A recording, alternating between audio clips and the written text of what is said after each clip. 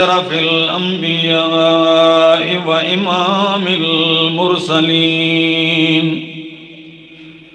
وعلى آله وأصحابه وأهل بيته أجمعين. أما بعد فأعوذ بالله من الشيطان الرجيم. بسم الله الرحمن الرحيم. الله نزل أحسن الحديث كتابا متشابها مثاني تقشعر منه جلود الذين يخشون ربهم ثم تلين جلودهم وقلوبهم إلى ذكر الله. ذلك هدى الله يهدي به من يشاء ومن يضلل الله فما له من هاد. إنا نحن نزلنا الذكر وإنا له لحافظون. وقال النبي صلى الله تعالى عليه وسلم إن الله يرفع بهذا الكتاب أقواما ويضع به آخرين. وقال النبي صلى الله تعالى عليه وسلم خيركم من تعلم القرآن وعلمه. سبحان ربك رب العزة عما يصفون وسلام على المرسلين والحمد لله رب العالمين. انتہائی قابل عزت، قابل احترام، ذی قدر و ذی وقار علماء کرام، طلباء اعظام، اور میرے گاؤں، میرے شہر، میرے محلے، اور خاص کر اس جامعہ اور گرد و نواح سے آئے ہوئے میرے معزز مکرم دوستو، السلام علیکم. یہ دن آپ کو معلوم ہے کہ پاکستان کے طول و عرض میں جو ہی شعبان کا مہینہ شروع ہوتا ہے تو شعبان اور رمضان یہ 2 مہینے قرآن کریم کے دروس کے ہوتے ہیں.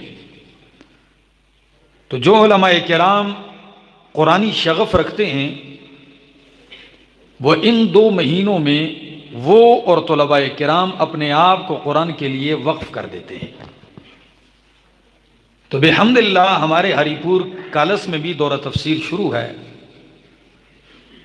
اور ملک کے کونے کونے دور دراز سے طلباء، علماء کرام، مفتیان وہ تشریف لائے ہیں ہمارے پاس، دورہ تفسیر میں شریک ہیں. تو آج دن کو بھی حسب معمول ہمارا درس ہوا، صبح سے لے کر تقریباً 1:30 بجے تک ہم نے درس دیا.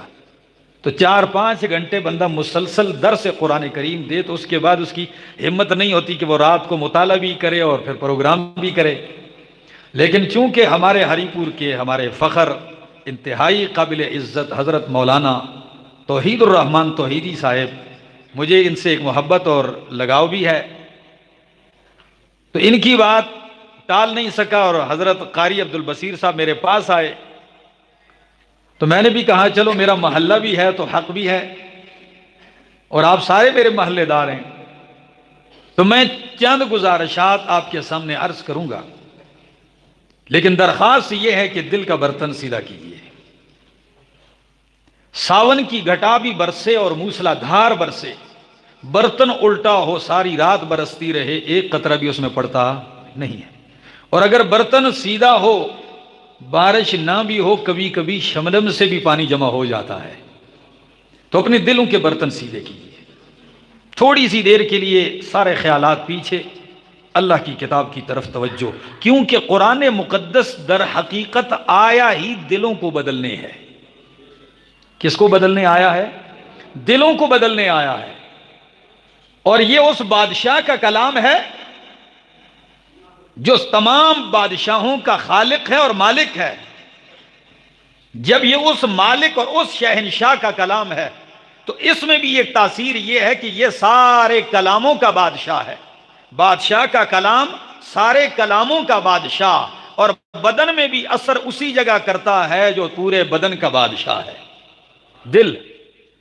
حضرت ابو ہریرہ رضی اللہ تعالی عنہ فرماتے ہیں القلب ملک، دل بادشاہ ہے. کیا ہے؟ دل بادشاہ ہے. والاعضاء والجوارح جنودہ، یہ اعضاء، ہاتھ پاؤں آنکھیں کان، یہ اس کا لشکر ہے، یہ اس کی فوج ہے. اصل دل بادشاہ ہے. اور جب دل قرآن کے لیے خالی ہو اور قرآن کے سامنے ہو اور یہ برسے تو دل بھی ایک نئی دنیا ہے، ایک جہان آباد ہے اس میں. بلکہ اگر یہ کہوں کہ دل کی دنیا اس باہر کی دنیا سے بھی کیا ہے، بہت بڑی ہے. تو قرآن کریم اس پہ زیادہ توجہ دیتا ہے. علماء موجود ہیں، میں ایک طالب العلم کی حیثیت سے بات کرتا ہوں، قرآن کا طالب العلم.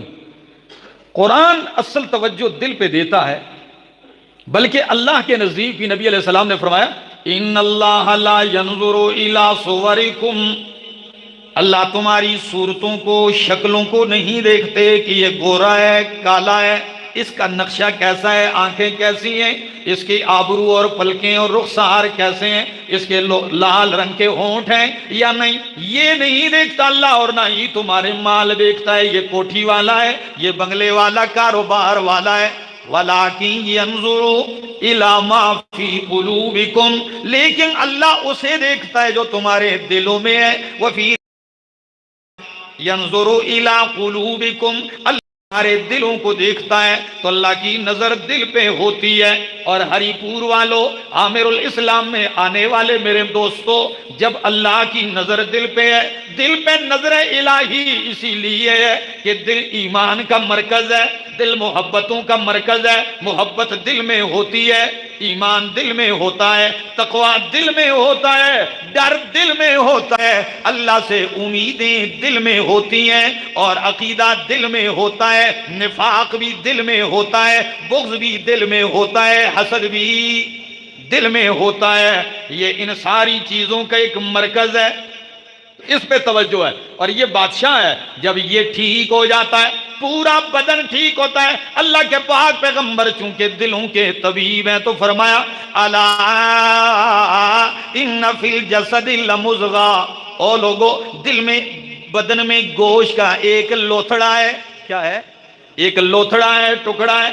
اذا صلحت صلح الجسد کلہ، جب وہ ٹکڑا، وہ لوتھڑا ٹھیک ہو جاتا ہے پورا بدن ٹھیک ہو جاتا ہے. وہ کیا ہے؟ الا وہی القلب، خبردار سن لو، وہ جس کے اوپر پورے بدن کا دار و مدار ہے وہ دل ہے. وہ کیا ہے؟ بات میں نے شروع کہاں سے کی، اب تھوڑا سے مجھے لے جانے دو، چھوڑ. وہ کیا ہے؟ آج دل والے بیٹھے ہیں، چلو میں کچھ دل کی باتیں دل سے کر دوں، ٹھیک ہے نا؟ آپ بھی دل سامنے کر دیں. یہ دل ہے، اور قرآن مقدس کا آپ مطالعہ کیجئے. اللہ نے اپنی اس کتاب میں 196 مرتبہ دل کا تذکرہ کیا ہے. کتنی مرتبہ؟ 196 مرتبہ اللہ نے دل کا تذکرہ کیا ہے. تو معمولی اہمیت نہیں ہے، اس کی بہت بڑا مقام ہے. کبھی اللہ دل کے لیے لفظ ذکر کرتا ہے فؤاد، کیا؟ جمع افئدہ. اور کبھی اللہ دل کے لیے لفظ ذکر کرتا ہے قلب، اور کبھی اللہ دل کے لیے لفظ ذکر کرتا ہے صدور بمعنی قلب، صدر بمعنی قلب. تو 196 مرتبہ. اور عجیب سی بات، کسی عالم نے کیا ہی بات لکھی ہے، کہتے ہیں کہ اگر مکی صورتیں دیکھو تو پوری مکی صورتوں میں دل کے لیے قلب کا لفظ نہیں استعمال کیا.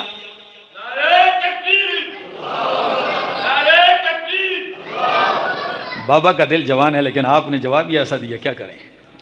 ہاں، تو بات کر رہا تھا کیا کہ مکی صورتوں میں دل کے لیے لفظ استعمال کیا فؤاد، کیا؟ فؤاد. اور مدنی صورتوں میں دل کے لیے لفظ استعمال کیا قلب. یہ وجہ کیا ہے؟ فؤاد کا معنی ہوتا ہے، یہ تفعد سے ہے، تفعد کا معنی ہوتا ہے توقد، کسی چیز کا جلنا. کیا ہونا؟ جلنا. تو مکی صورتوں میں دل کے لیے لفظ اس لیے استعمال کیا کہ مکے کا دور ہی ایسا تھا، دل جلنے کا دور تھا. تکلیفوں کا دور تھا، پریشانیوں کا دور تھا، اتنی پریشانیوں کا دور ہے کہ اللہ کے پاک پیغمبر صلی اللہ علیہ وسلم، صفا کی پہاڑی ہے، پہلا دن ہے، پہلی آیت ہے، پہلا حکم ہے، اور دعوت اور تبلیغ کا پہلا دن ہے، پتھر شروع ہوتے ہیں، اپنے بیگانے ہو گئے، نام لیوا جان لیوا ہو گئے، محبتیں نفرتوں میں بدل گئی۔ کون سا ظلم ہے جو نہیں توڑا گیا؟ کون سا بغض ہے جو کیا نہیں گیا؟ کون سا حسد ہے جو آپ کے خلاف نہیں ہوا؟ کون سا وہ حرب ہے جو استعمال نہیں کیا گیا؟ لیکن میرے پاک پیغمبر کو اللہ تسلیاں دیتے ہیں، کیونکہ تسلی دینے والا بھی کوئی نہیں ہے، گھر میں تسلی دینے والی خدیجۃ الکبریٰ ہے۔ اللہ اکبر۔ اور خدیجہ یہ وہ خاتون ہے، یہ وہ ہستی ہیں، ام المومنین، مومنوں کی ماں، کہ اللہ کے پاک پیغمبر فرمایا کرتے تھے خدیجہ تو میری وہ بیوی ہے جو مجھے بھی تسلیاں دیا کرتی تھی۔ اللہ اکبر۔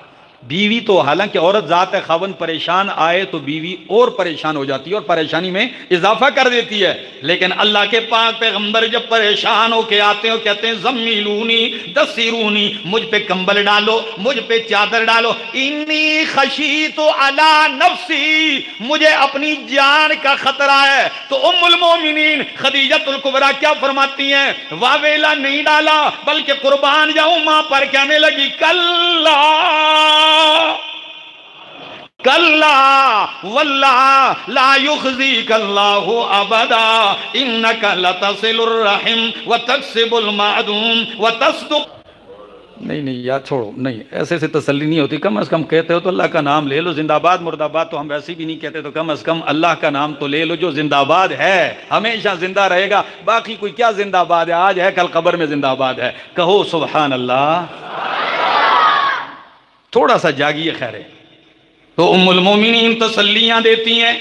تو میں بات کر رہا تھا کہ مکے کا دور پریشانی کا، دکھوں کا، آزمائش کا، کبھی آتے ہیں گھر نہیں پہنچتے ہیں تو تکلیف جی۔ بلال حبشی رضی اللہ تعالیٰ عنہ خون میں لت پت نظر آتے ہیں، بندے کا شاگرد ہو اور اس کا یہ حشر و استاد کے دل پہ کیا گزرتی ہے، پھر استاد بھی معلم کائنات محسن کائنات ہو، رحمت للعالمین ہو، ان کے دل پہ کیا گزرتی ہوگی۔ کبھی دیکھتے ہیں حضرت سمیہ رضی اللہ تعالیٰ عنہ کے ساتھ مکہ کے چوک میں ظلم و تشدد ہوتا ہے، یہ بھی دیکھنا پڑتا ہے۔ تو تفقد واقعی دل جلتے تھے جب مکے والوں سے بالکل مایوسی کی کیفیت میں اللہ کے پاک پیغمبر چلتے ہیں کہ انہوں نے تو دعوت ٹھکرا دی ہے، چلو طائف والوں کے پاس چلیے۔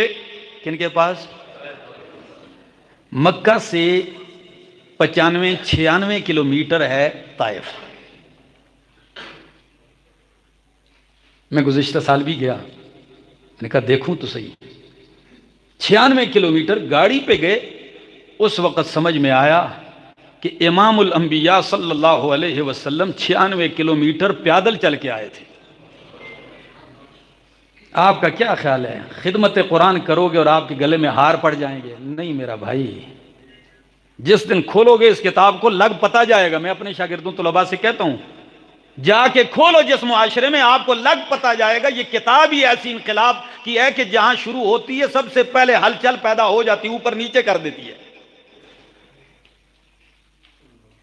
آپ طائف پہنچتے ہیں، 96 کلومیٹر کا راستہ پیادل طے کرتے ہیں۔ تھکے ہوئے کتنے ہوں گے، کتنے رنجیدہ ہوں گے، کتنے دکھوں سے پر ہوگا دل کہ چلو بنو ثقیف کے سردار بیٹھے ہیں، یہ میری بات مان لیں گے، پہلے لیڈروں سے بات کی جائے۔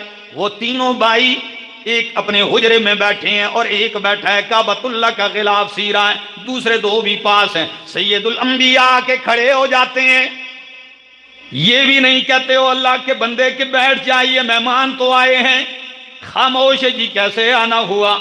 اللہ کے پاک پیغمبر فرمانے لگے انی رسول اللہ الیکم جمیعا، اللہ نے مجھے پیغام دیا ہے، مشن دیا ہے، وہ کیا ہے؟ قولوا لا الہ الا اللہ تفلحوا، بس یہ پیغام ہے، قولوا لا الہ، کہہ لو مان جاؤ، یہی وہ عقیدہ منوانے آیا ہوں کہ وہ کیا ہے؟ لا الہ، کہہ دو لا الہ الا اللہ کہ حاجت روا صرف اور صرف اللہ ہے. ہاں نظر و نیاز کے لائق اللہ ہے, منت منوتی کے لائق اللہ ہے, سجدوں کے لائق اللہ ہے. جس کے سامنے جھکا جائے بیڑے پار لگانے والا اللہ ہے, کھوٹی قسمتیں کھری کرنے والا اللہ ہے. یہی بات آج تک لوگوں کو نہیں سمجھ آ رہی. کوئی کہتا ہے امام بری میری کھوٹی قسمت کھری. آپ بتاؤ ہری پور والو خدا را مجھے جواب دو, قسمتیں کھرینے والا کون ہے؟ جو اللہ کو مانتے وہ جواب دے, باقی بے شک کوئی نہ. بیان کرنے لگا ہوں کہ لا الہ الا اللہ, لا مصیبتوں میں کام آنے والا اللہ کون ہے؟ اللہ ہے. یہ پیغام تھا, اسی لیے تو میں اپنے درد دل سے کہتا ہوں کہ لا الہ الا اللہ کا مفہوم سمجھ میں نہ آئے تو لا الہ الا اللہ بھی پڑھتا ہے اور قبروں پہ ماتھے بھی ٹیکتا ہے, لا الہ الا اللہ بھی پڑھتا ہے اور زندوں کے پاؤں میں بھی سر رکھتا ہے, لا الہ الا اللہ بھی پڑھتا ہے اور گھر کے اوپر ہنڈی کالے رنگ کی الٹی بھی رکھ دیتا ہے نظر نہ لگے, لا الہ الا اللہ بھی پڑھتا ہے, بنگلہ بنا کے کالی لیر بھی لٹکا دیتا ہے نظر بد نہ لگے, لا الہ الا اللہ بھی پڑھتا ہے, گاڑی خریدنے کے بعد چھوٹے بچے کا جوتا لٹکا دیتا ہے, مصیبت سے بچے, نظر بد سے بچے, لا الہ الا اللہ بھی پڑھتا ہے. بچہ پیدا ہو جائے ہمارے پٹھان پاس بغل میں چھری رکھ دیتے ہیں. دیکھیں میں نے ایک بڈھی ماسی سے پوچھا کہ ماسی ایک فلسفہ ہے, یہ چھری کیوں رکھتے ہیں آپ؟ کہنے لگی جی جن شیاطین وغیرہ بچے کو ڈراتے ہیں تو ہم چھری رکھتے ہیں, جن ڈر جاتے ہیں کہ بھائی چھری رکھیے کہیں مار نہ دے.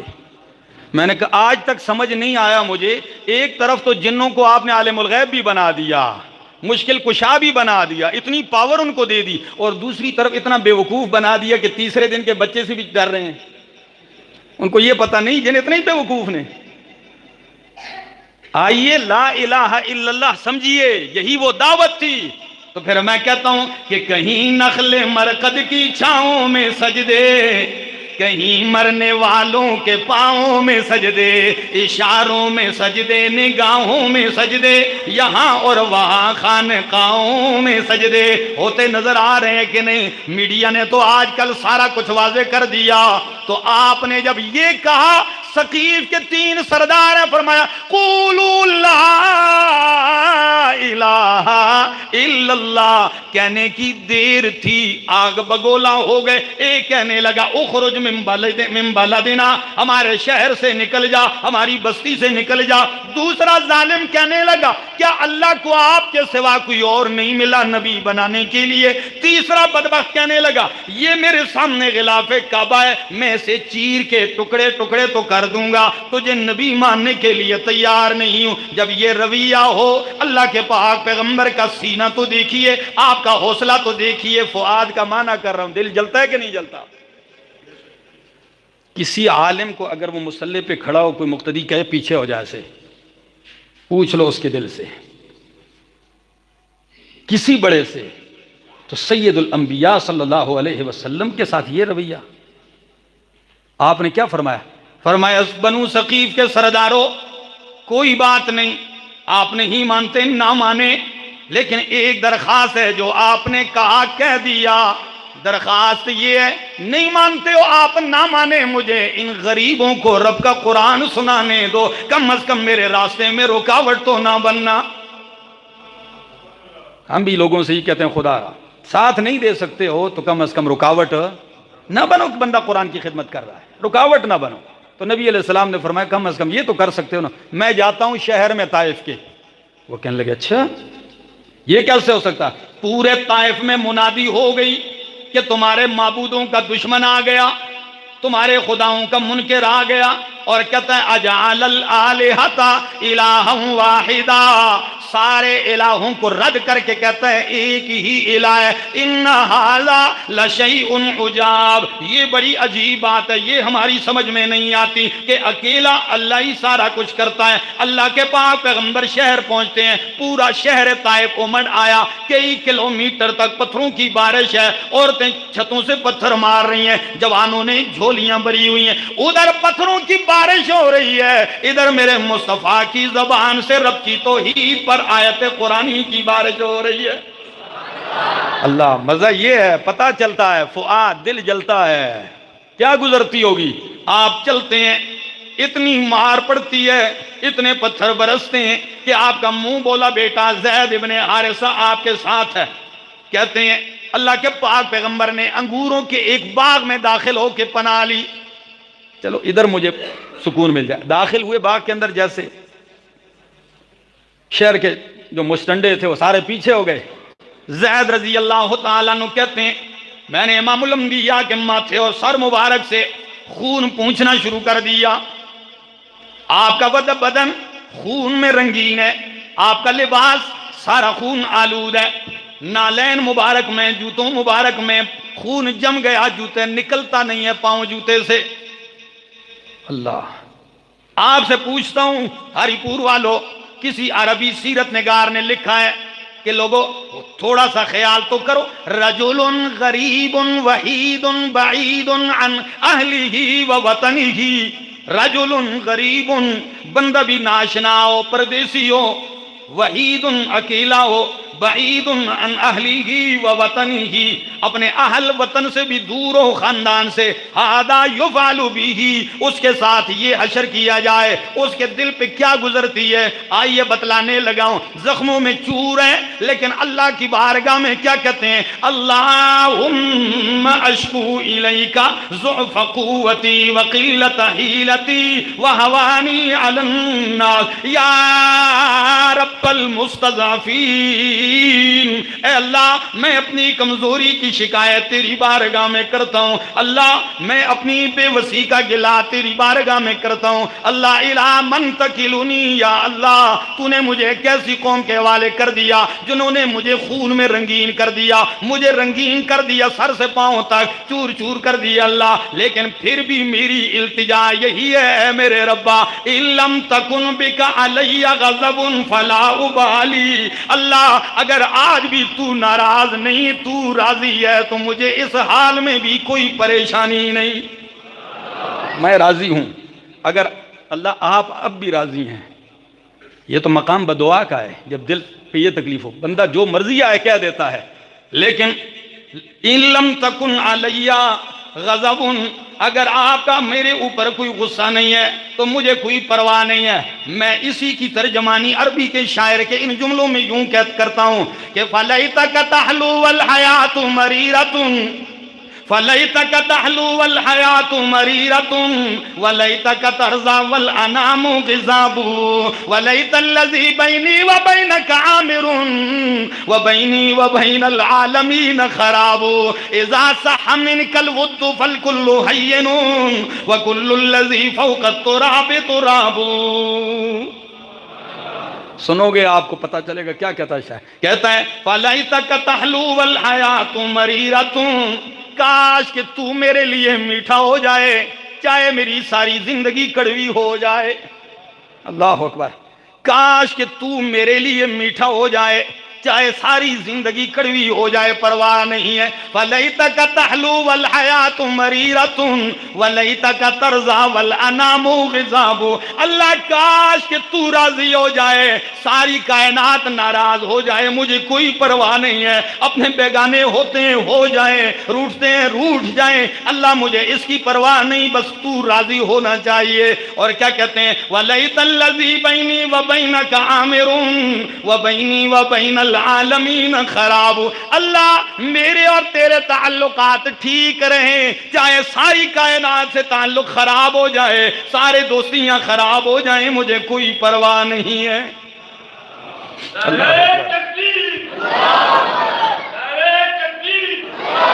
توجہ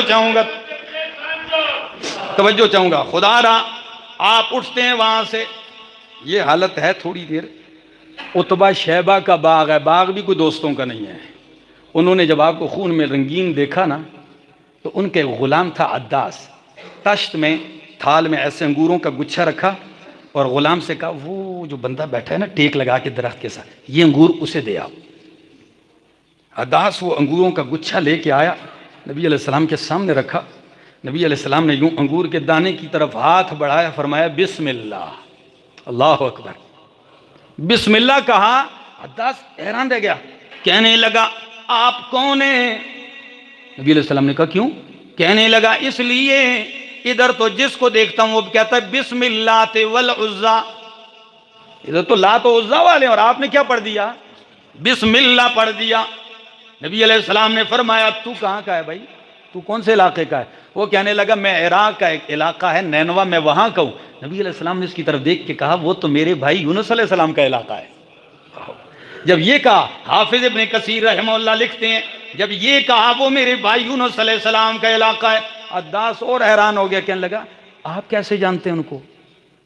نبی علیہ السلام نے فرمایا وہ اللہ کے نبی تھے اور اللہ نے ان کے حالات مجھے قرآن میں بتائے ہیں، میں بھی اللہ کا نبی ہوں، اللہ نے ان کے حالات بتائے۔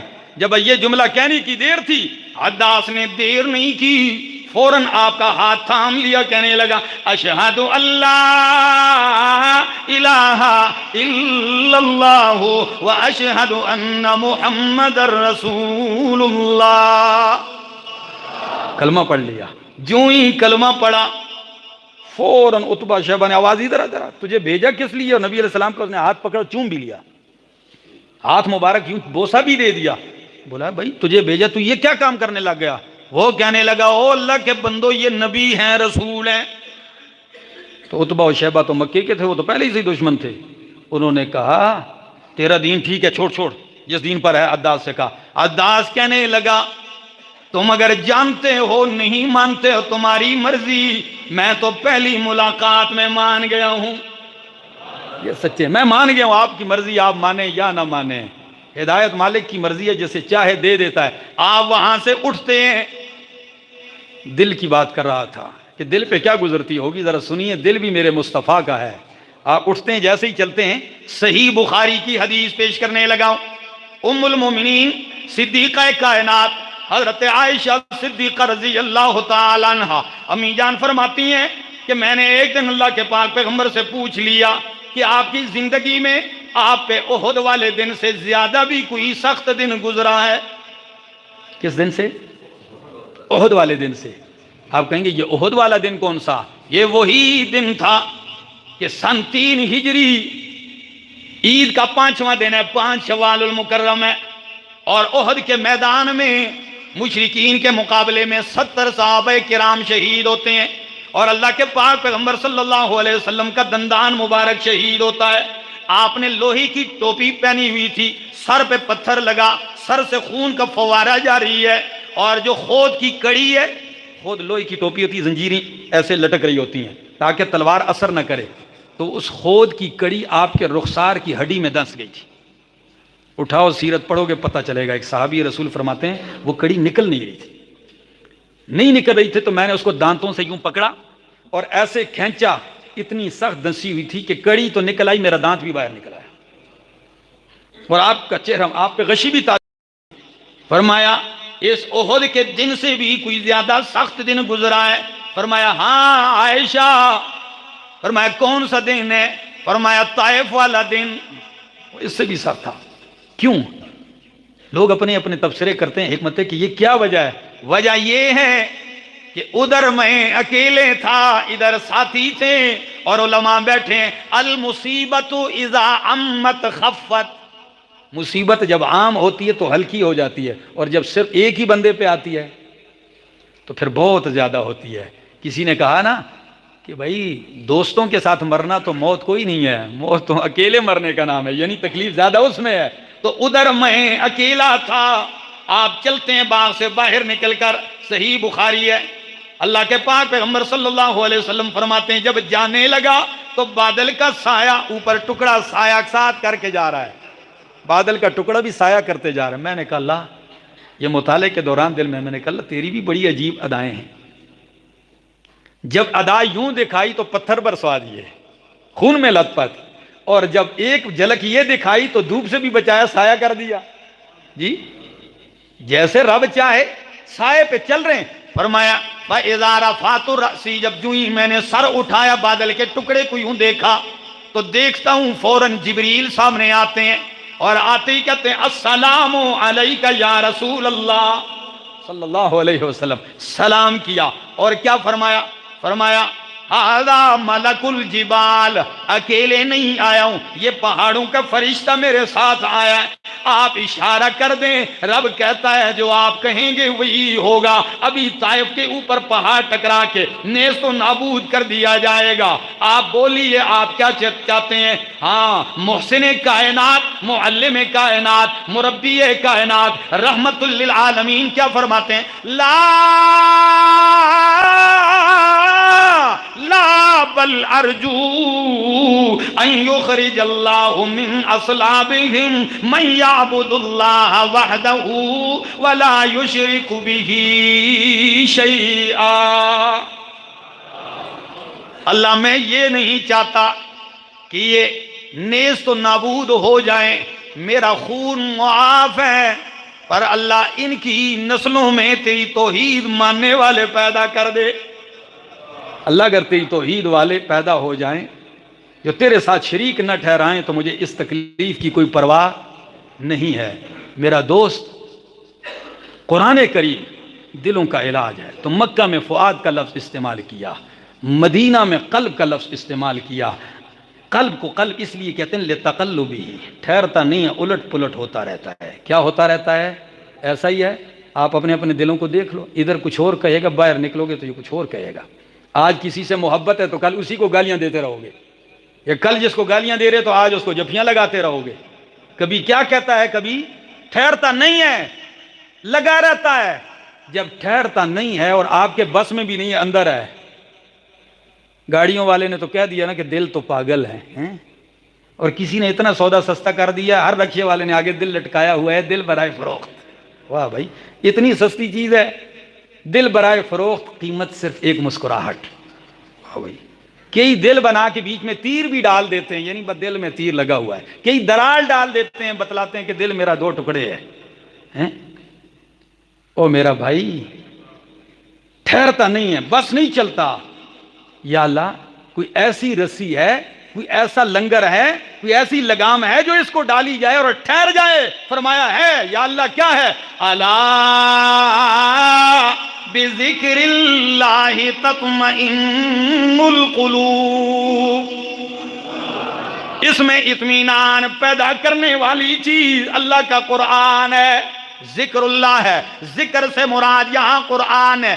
سکون نہیں کہا، لوگ کہتے دعا کرو میرے دل کو کیا مل جائے۔ بھائی جس دن سکون آیا تو مر جاؤ گے، سکون تو اس کو آنا ہی نہیں ہے۔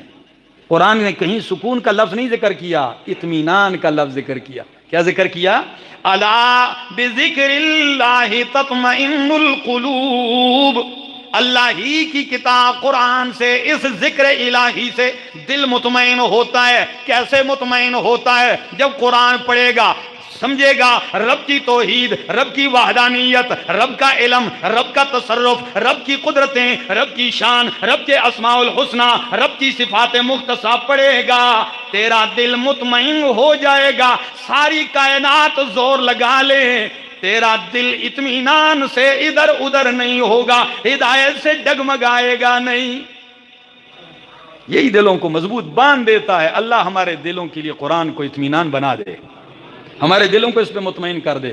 دوستو، قرآن کی مجلس تھی، میں نے تھوڑی سی مختصر سی باتیں آپ کے سامنے کر دی ہیں۔ اپنی طاقت سے بڑھ کر دن کو 5-6 گھنٹے درس دینے کے بعد کوئی ہمت نہیں رہتی، لیکن آپ لوگوں کا وہ شوق، وہ حد درجہ توجہ اور محبت کے ساتھ سننا، وہ میرا حوصلہ بڑھاتا گیا، اور دل تو میرا کرتا ہے کہ میں اسی مضمون کو آگے لے کے اور بھی بہت ساری چیزیں بتا دیتا آپ کو، کہ لوگوں کا جھگڑا ہے کہ عقل، شعور، علم دماغ میں ہے کہ دل میں ہے، حافظہ دماغ میں ہوتا ہے کہ دل میں ہوتا ہے، ٹھیک ہے نا؟ قرآن کیا کہتا ہے، علماء کیا کہتے ہیں، ڈاکٹر کیا کہتے ہیں، طب کیا کہتے ہیں، ٹھیک ہے نا؟ یہ کیا رپھڑ ہے جی کہ حافظہ قرآن یاد کیا، یہ ادھر یاد ہوا کہ ادھر یاد ہوا؟ یہ اپنے اپنے دلائل ہیں۔ علامہ ابن قیم رحمہ اللہ نے یہ دونوں جانبین کے دلائل نقل کر کے پھر آخر میں اتنا پیارا فیصلہ سنا دیا۔ کہتے ہیں لوگ باز کرتے ہیں، جو کہتے ہیں سارا کچھ ادھر ہے، وہ کہتے ہیں جب کسی بندے کو چوٹ لگتی ہے سر پہ اور اس کا حافظہ گڑبڑ ہو جاتا ہے تو لوگ کہتے ہیں ڈاکٹر کے پاس لے جاؤ، تو دماغ کے ڈاکٹر کے پاس لے کے جاتے ہیں کہ دل کے؟ دماغ کے ڈاکٹر کے پاس لے کے جاتے ہیں۔ تو جب چوٹ لگتی ہے سارا کچھ بھول جاتا ہے، دل تو ٹھیک ٹھاک ہوتا ہے، تو ساری چیزیں دماغ سے کیسے بھول جاتی ہیں؟